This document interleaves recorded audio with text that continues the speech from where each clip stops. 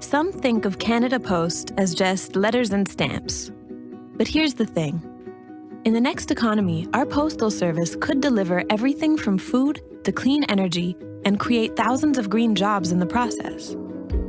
Canada Post is this country's largest transportation and shipping network, and we own it. There are almost twice as many post offices as Tim Hortons. That's a lot of post offices. So, how can we use this powerful network to drive the transition to a zero-carbon Canada? We could put solar panels on post offices, with retrofits to save energy. We could add charging stations to power our postal fleet and your electric car. Post offices could also provide banking services, without the big banks' unfair fees, and finance green infrastructure and businesses. We could build a fleet of electric postal vehicles built by unionized workers here in Canada. The Postal Service could deliver affordable food to remote communities in the north and support digital innovation across the country. With expanded door-to-door service, postal workers could coordinate with other care services and check in on people who sign up, helping us to live in our homes for longer as we age. We are ready to leap to a green economy based on caring for the earth and each other. A revitalized postal service can deliver it. Good morning, bonjour, wache. My name is George Peary and I'm the mayor of the City of Timmins. And as always, before we start any meeting, we acknowledge the land of the traditional territories of the people we are sitting in. So I'll read the acknowledgement that we read before every council meeting in the City of Timmins. As we gather, we are reminded that Timmins is situated on Treaty Number 9 land that is steeped in rich Indigenous history and home to many First Nations, Métis, and Inuit people today. Today, we acknowledge Matagami First Nation, on whose traditional territory we are meeting. It's a distinct pleasure for me to be the host of the FONOM Conference in Timmins this year. We want to welcome all the municipal leaders and welcome all the distinguished presenters and everybody presenting and attending this conference today. I've said many, many times, for Timmins to be successful, the region must be successful. We know that if the region is successful, Timmins will be successful. And Timmins is very successful. We have Kirkland Lake Gold expanding the Detour Lake Mine Complex, and with a very successful and profitable operation in Kirkland Lake as well. And led by Tony McCooch. He's the champion of Timmins, he's a Timmins boy, and we're setting up and he will be setting up the Administration Center complex as well as the Research Center here in Timmins that will employ about 200 people. We have IM Gold, Cote Lake, building the newest gold mine in the north. That during construction will employ about 2,000 people. Just directly to the west of us, we have Galleon Gold. That is more than likely probably going to be the next precious metal mine in the north. Very successful drilling that's undergoing right now. We have Neomine projects just south of James Bay and in Chapleau. Incredibly exciting projects. On top of that, we have, of course, the Newmont mine, Glencore, Pan American Silver, and McEwen mine, all doing very well, especially in this gold price environment and base metal environment. Very successful operations. We have rare earth elements being discovered 20 kilometers west of Otter Rapids. We have Ecom, Imries, a robust real estate market, and fabrication and manufacturing sector, as well as the service sector. And with all that success, we will be talking about not the projects that I've mentioned, but 5 projects that fit with our theme of being green, global, and growing. These are very exciting projects that fit into this theme that will define, I believe, the future of the region and Timmins. We'll hear from representatives from Canada Nickel. Canada Nickel is hosted in an ore body that has serpentine, and serpentine absorbs CO2. And it's too bad that Elon Musk is here, because he'd be all over this. We'd be able to tell him how we're going to make batteries green right here in Timmins. We have Green First products that really solidifies the whole forest sector in the region. An incredibly important announcement just very recently here in the region. Additionally, we have commercial bioenergy and Five Nations Energy, which will provide the electricity required to power the green revolution. And on top of that, we'll be talking about the agricultural potential and the Great Clay Belt.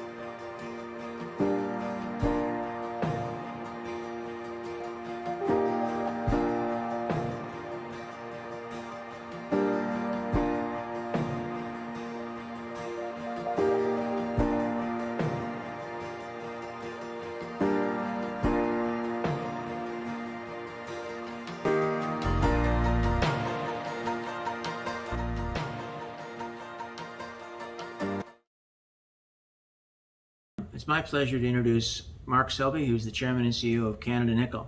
His topic, of course, Canada's Nickel's Crawford Sulfate Nickel Project. It's an incredible project. It'll provide the next generation of high quality and high potential nickel cobalt projects to deliver the metals needed to power the electric vehicle revolution here in Timmins. I'd like to thank Mayor Peary for the introduction, and thanks for the opportunity to present to FONOM about Canada Nickel and our Crawford Nickel Sulfide project, which we believe is one of the most exciting discoveries to happen in many decades in Northern Ontario. The project itself, it provides a tremendous opportunity for Timmins and the greater Northern Ontario region to help play a key role in the EV value chain in Ontario and across North America. I'd just like to talk about a few dimensions of the project just to really underscore, what a multi-decade opportunity we believe our project is. First off, in just 18 months of exploration, we've already turned it into the 8th largest nickel sulfide resource globally, and I'll talk about the potential we have to make it even larger.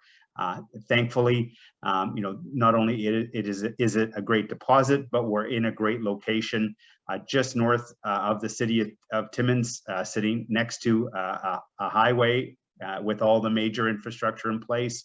Again, the great thing about the Timmins region is you've got a substantial population base and industrial base, which really does support the construction of a large-scale operation of the type that we're contemplating for the Crawford project. And again, having access to a local workforce, that isn't going to be a fly-in, fly-out type operation, which, obviously adds to the overall cost of getting that labor into the camp. We have very strong community and First Nations support.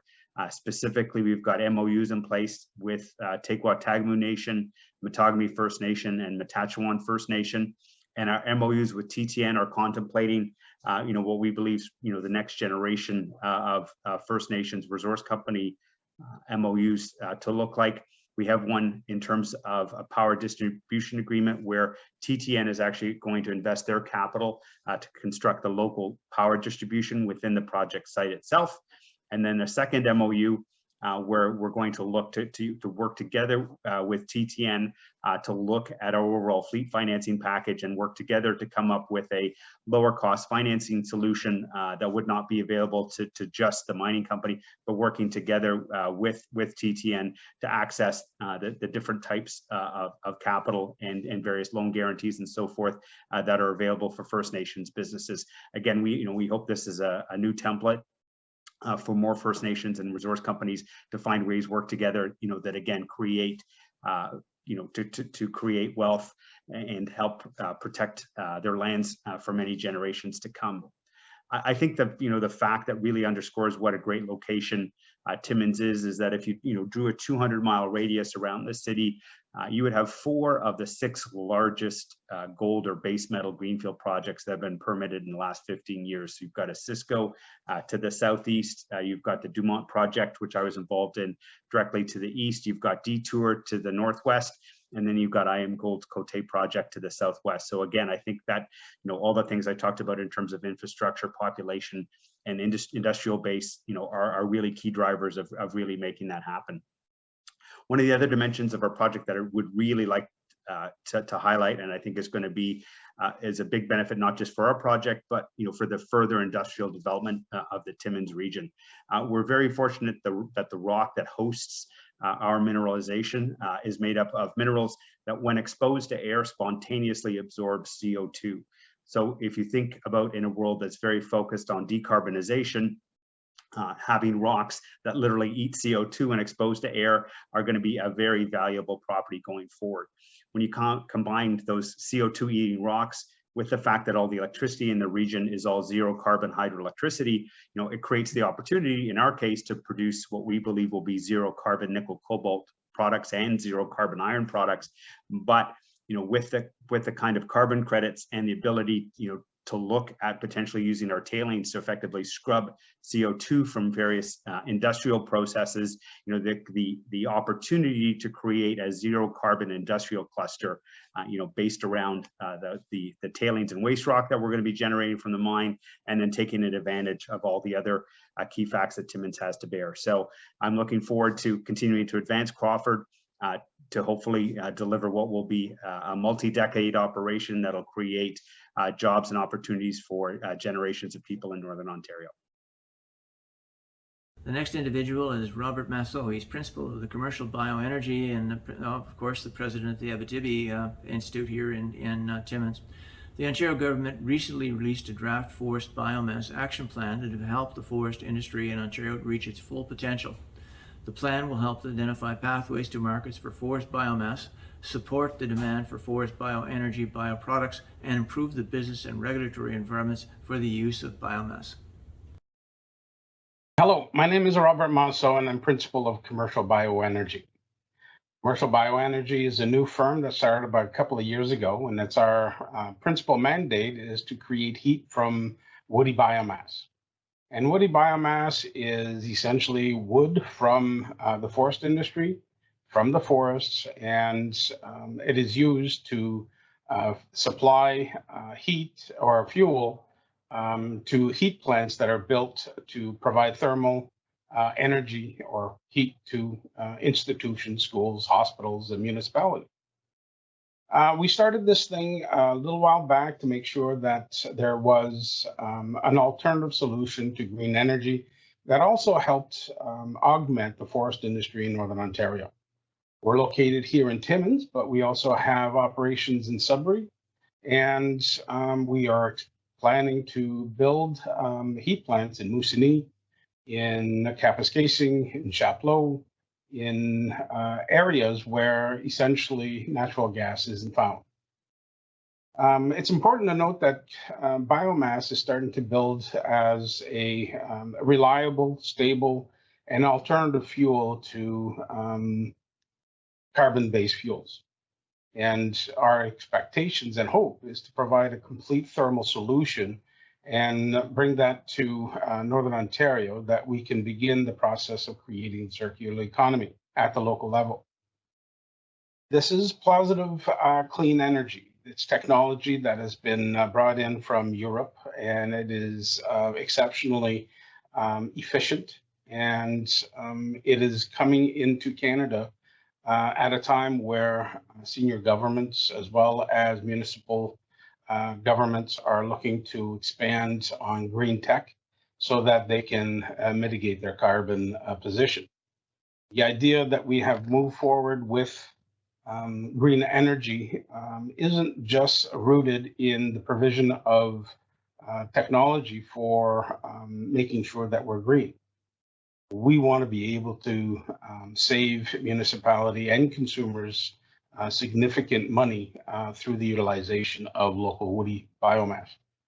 And it's important to note that our fuel source comes from the existing industry. It comes from sustainable sources.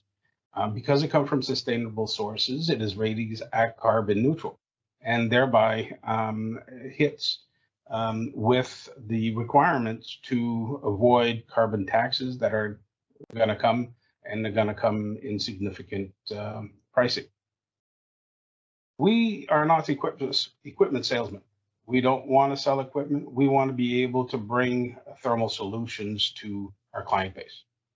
And that's essentially building a heat plant and finding customers for the thermal heat that they purchase in increments of kilowatt hours. A meter is put on the buildings. It's a district heating approach. And at that point, monthly bills are issued and are paid not unlike current hydro or natural gas bills that are generated monthly. A very important element of our approach is grassroots economic development. We want to make sure that the benefits of this fall to the communities, its agencies, and to Northerners completely. So what we do is we've partnered with First Nations. We've partnered with colleges. We've partnered with forestry companies. All of the elements to ensure that the start is in play to create the long-term benefits of the circular economy that everybody seems to be looking for. We want to make sure that these plants are efficient. We provide the financing, we provide the development, we provide the fuels, the maintenance, and all of the elements that come about. Too many times in the past has biomass been promised as a solution, and each time that promise came, it has not advanced. And the reason it hasn't advanced is because, at least in my opinion, nobody's taken it on the way that it should be taken on, where we come to you and to the consumer with an actual energy source, and you only pay for that energy that you consume. That way, risk is mitigated. It is a commercial relationship, and it is based on surplus and thereby becomes sustainable in itself. It's very important to us that we start this project softly, that we demonstrate our early technologies so that we can back it up and ensure that what we say is actually going to happen. Our next presenter is Paul Rivet. He's the incoming chair of the board at Green Forest. With this acquisition, Green First becomes a top 10 lumber producer in Canada. This purchase secures the future for our mills and sets the course for sustainable growth in the north. Hi, my name is Paul Rivet, and I'm the incoming chairman of the board here at Green First. I want to thank His Worship, Mayor Peary from the City of Timmins for the invitation to virtually speak with you today and send warm regards to each of the representatives of the 110 cities, towns, and municipalities that make up the Federation of Northern Ontario Municipalities. Before I begin, I would like to acknowledge that I am speaking to you from the traditional territory of many nations, including the Mississaugas of the Credit, the Anishinaabe, the Chippewa, the Haudenosaunee, and the Wendat peoples. First, you might be asking, who is Green First? If the name Green First is new to you, that's all right. It's a new name for a new company. What we lack in familiarity, we more than make up for in experience. We have deep expertise in the acquisition, turnaround, and operation of sawmills. Our team includes industry veterans with over 100 years of combined experience in the forest products industry. In October of last year, we acquired a sawmill in Kenora and recently announced plans to acquire softwood lumber mills in Cochrane, Chapleau, Hearst, and Kapuskasing, a newsprint mill also in Kapuskasing, and 2 additional mills in Quebec. Once the deal closes, hopefully by the end of the summer, Green First will be among the top 10 lumber producers in the country. So maybe you might be asking now why Green First feels Northern Ontario is a good market to invest in. So let me just give you a few of our thoughts. In many Ontario communities, forestry jobs are the heart of the economy. This fact isn't lost on us. The main reason that we've decided to invest in Northern Ontario is our team believes there is and will continue to be great opportunity for us to build meaningful relationships and profitable businesses over the long term in all of the towns where we operate. To us, meaningful relationships means jobs, support for local towns and municipalities, partnerships with other local businesses, and most importantly, a commitment to the communities we're in. We understand that a lot of you will have seen businesses come and go, and I want you to know our goal at Green First is to invest for the long term. We believe in building businesses the right way, with strong partnerships that last, including with our partners in the Indigenous and First Nations communities. Another thing you might be interested in is our commitment to a sustainable forest industry. We believe in sustainable forestry management practices, and that's part of the reason for the name, Green First, to help reduce greenhouse gases and to maximize biodiversity and forest health. As you know, forestry isn't only about the lumber. Byproducts from lumber production can also be used to create alternate forms of energy with net zero carbon emissions, including chips, bark, and other forms of biomass. There are also substantial spin-off benefits in this area, and we are actively looking to build additional value-added facilities to support our mills across Northern Ontario to maximize the use of the forests we operate in. At Green First, we are committed to sustainable forest management and enhancing forests we operate in, and to energy efficiency measures in all of our mills, and our goal is to respect the land, the air, and the water we all need. If I could close up by saying that we know this has been a tough year. With COVID, we have all seen our friends and family, much less than we would have liked. And it's been tough too on the businesses your communities rely on and the jobs they provide. Our team at Green First believes we can bring opportunity and growth to Northern Ontario, and we look forward to speaking with all of you and your councils as soon as we can. All the best for the health of you and your families during this very difficult time. Thank you very much, and be well. It's my pleasure to introduce Pat Chilton, a personal friend and CEO of Five Nations Energy. They're the only 100% owned and licensed Indigenous electricity transmission company in the country. And moving forward, they're looking forward to the possibility of developing 30+ river systems that could work for hydroelectricity and provide the electricity, of course, to, in fact, power the green revolution. My name is Pat Chilton, I'm the CEO for Five Nations Energy, Inc. We've been in existence now since September 1997. We've been we're a licensed electrical transmitter with the Ontario Energy Board. We like to say that we're the only 100% owned, solely owned licensed transmitter, Indigenous owned in the country. So it's something we say that with some pride. Like I said, we incorporated in September 1997. We constructed the line from Moosonee up to Fort Albany, Saskatchewan, and Attawapiskat, and became fully operational in early 2003 to those communities.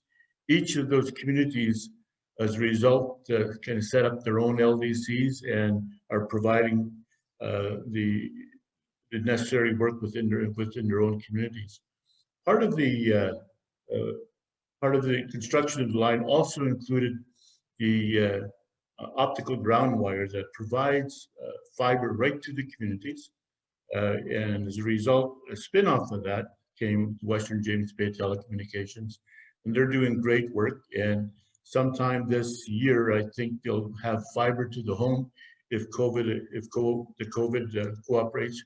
Fiber to the home and all the other buildings, including health centers and hospitals, and so that there's better communication. So that's one thing we're very proud of.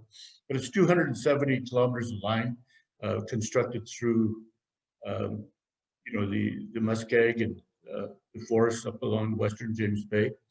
What we've noticed as well too is that the spin-offs from Five Nations Energy in existence is that we contribute um, quite a bit actually to Sudbury. Our budget runs around $8 million a year. It's paid directly from the with approved rates from the Ontario Energy Board and the ISO. It's not no government money, so to speak, coming in because we get paid like on Hydro One gets paid. We're a very, like to say, we're a very miniature, well, very small comparison to Hydro One. But we also have jobs. We train our own people. We're a very small operation, but we do contract out to the LDCs if we need some line work done. But we send our people up regularly to the substations to make sure things are operating great. We contribute to Timmins, and I think we taxes. Our building here is on 655, right behind the hospital. So we contribute quite a bit to the economy of Timmins and to the surrounding area, and also to the communities of Moosonee, Port Albany, Saskatchewan, and Mattawapiskat. As well, we're looking at other things. Five Nations development, we're looking at biomass. We also look at the potential, I guess, hydroelectric potential within our territory. There's 30 plus potential run-of-the-river opportunities, I guess, that we could take advantage of. Again, it's the whole thing of whether or not we have partners to work with on that. The other is the political will of our leadership.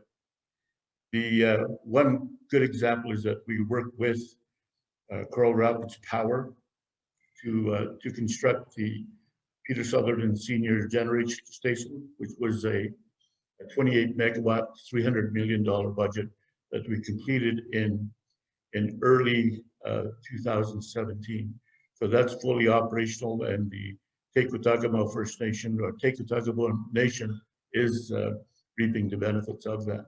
So there is potential. We do have the experience and can work with partners if we're willing, and if there is the political will of the leadership, the First Nation leadership in our territory. Our next presenter is Ted Griffiths, and he's been involved with the agriculture sector for quite many years. I know Ted for personally, and the agricultural sector is going to be a key to the diversification for Timmins and the north. The Great Canadian Clay Belt has over 10 million acres of arable land, which is more than Manitoba has. So we expect that it's going to be a big part of our future. Good day and hello. And to Mayor Peary, thank you for inviting me to join you and the leaders of Northern Ontario. The region is full of opportunities, and the one I'd like to speak with you about today is agriculture, specifically large-scale agriculture in the Clay Belt. Agriculture has the potential to add a third economic pillar in the north, joining forestry and mining. This is not just about growing food, but also processing it in the north, as the road, rail, and power networks are already in place to not only grow food, but take that food to market in Canada and internationally. In the Clay Belt today, there are over 1 million acres of arable land, all of which is privately owned and on the traditional territories of First Nations peoples. To address this opportunity, we need to rethink how agriculture is developed. Agriculture at large scale can be a scary term, as it brings images of clear cutting, monoculture growing, non-farming owners, and an intensive use of water and fertilizer. But that's not the vision of the Ontario Clay Belt Development Committee. That committee, made up of 12 municipalities in northeastern Ontario, with the endorsement of 4 First Nations in the region, that committee sees this opportunity differently. Yes, it is a vision of large-scale agriculture, but through a business entity that is owned by municipalities, First Nations, and capital investors. Because to develop 1 million acres of land into agri-food production, you have to buy and lease the land. It has to be tile drained to extend the growing season, and all that will require an investment of billions of dollars. So of course, that's not going to happen all at once. But in order to begin to build with that goal in mind and create the thousands of new jobs and businesses that come at such scale, such as farm machinery dealers and maintenance and expanded veterinary services, fuels, seeds, fertilizer sales, etc. You've got to start somewhere. For the Ontario Clay Belt Development Community, it all begins with a comprehensive business and operations plan. So that's going to begin soon. Under the leadership of the Clay Belt Development Committee and the support of NECN and the Timmins Economic Development Corporation, once the funding is finalized from the provincial and federal governments, the business planning process will begin. The business plan will ask and answer the hard questions, many of which you may already be asking yourselves, such as, what foods do Canada and the rest of the world want to buy, and how can the Clay Belt best produce them?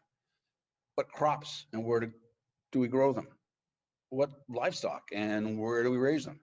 What is the right size operation to start with, and how should it grow? What are the environmental standards that must be met, and could we even exceed them? What's the best ownership model for municipalities, First Nations, and capital investors? How do investors make their money back? How does each community benefit? And how do we attract and train workers, not only farm labor, but the skilled labor and the technologies that drive so much of agriculture today and will only increase in the future? And of course, there's many more questions that will be answered as well. But the end product will be a business plan that all communities, municipal and First Nations, will have the opportunity to invest in and make real. That business plan will also be used to attract a pool of capital investors, such as pension funds, that are anxious to put their money into long-term agriculture development and food production. Once the government's funding is approved, which should be shortly, the process will begin. Northern Ontario's new agriculture future is coming to the starting gate. Thank you. Well, I hope you're excited as I am, having listened to those presentations, that in fact will explain the story as how in fact we're achieving the goal of being green and global and growing not only in Timmins but in the whole region. This is an exciting place to come back to if you've left here to get your education, and come back here and to find your future, because it's here in Timmins and in this region.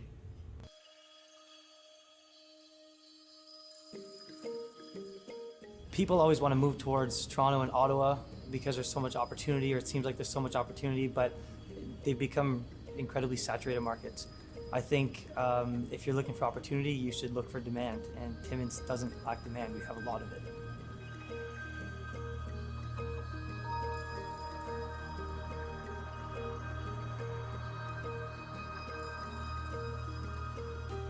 So I think the biggest opportunity that I had moving back here is that Timmins is a gateway to the north, and that it's a hub for northern communities. So a lot of people come from all over to do business here. Timmins is kind of the Toronto of the north. So places like Chapleau, Hearst, Cap, Smooth Rock Falls, Cochrane, even up the coast, Fort Severn and Attawapiskat, they're all traveling to us to come to medical appointments, to come shopping. So there's really a huge opportunity there.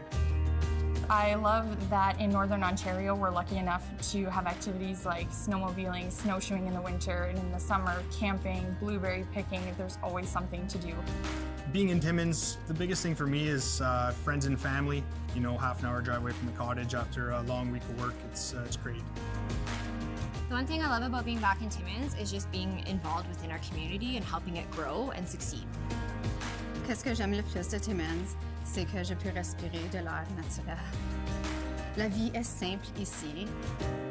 So I think there's a ton of opportunity for anyone that wants to go into business for themselves here, or start a family, start a life. I think it's the sense of community that we have in Timmins. It's the people that are here. It really feels like a family, even if you're not from here. There's always somebody there for you.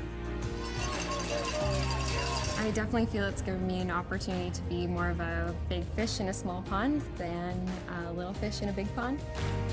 It really is the city with the heart of gold, because there's been an overwhelming amount of support and love, and I am so thankful for every opportunity Timmins has given me. I'm Kelly Masioli. I'm back. I'm in. I'm Brandy DeBastos. I'm back. I'm in. I'm Mike Fink. I'm back. I'm in. My name's Amanda Scribnick. I'm back.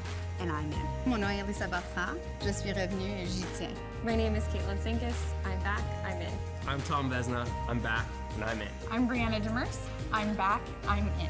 I'm Michael Ducion. I'm Krista Green. We're back. We're in. Really?